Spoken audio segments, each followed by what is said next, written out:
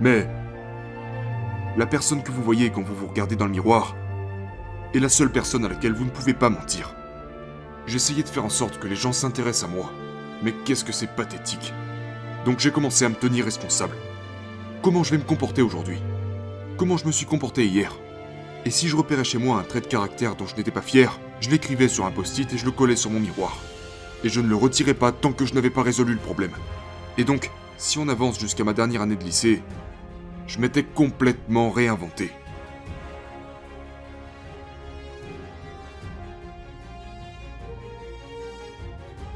Vous savez, je n'ai jamais pensé à prendre des vacances, me reposer, voyager, m'amuser. Je n'ai jamais été ce type de personne. Mais la première fois que j'ai vraiment eu la chance d'expérimenter le vrai bonheur et la vraie paix a été le moment où je me suis vraiment fait violence pour devenir l'homme que je suis aujourd'hui. Ça m'a laissé beaucoup de séquelles. Donc, je me dis que Dieu m'a donné du temps pour me reposer. J'étais arrivé au point où je ne pouvais quasiment plus me lever de mon lit, physiquement. Donc je suis passé par une période de 6 à 7 mois d'absence. Et pendant cette période, j'ai vraiment eu le temps de réfléchir à tout ce que j'avais accompli. Et c'était la première fois de ma vie où je me suis assis et j'ai réalisé « Waouh !» Parce que moi seul, je vous livre peut-être une partie de mon histoire, mais je suis le seul à connaître l'exacte vérité sur l'atrocité du voyage par lequel je suis passé, et d'à quel point je ne devrais pas être assis là devant ces caméras aujourd'hui.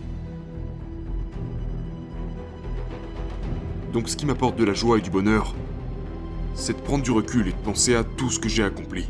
J'ai fait l'expérience du vrai bonheur à travers les plus grandes douleurs. À travers « Va te faire ! Je vais échouer. Je vais encore échouer. Je vais encore échouer. Je vais encore échouer. Et puis je vais réussir. » Rien que d'en parler, ça me procure un sentiment de « Je sais ce que j'ai fait. » Et je n'ai pas besoin de voyager je ne sais où ou d'avoir telle ou telle chose. J'ai tout ici dans ma tête. Pour moi, le bonheur, c'est me rappeler de ce gamin que j'étais, stupide, qui se faisait traiter de nègre. Et de voir où il en est arrivé aujourd'hui. C'est-à-dire que, quand vous devenez enfin la personne que vous désirez devenir, c'est le sentiment ultime de paix.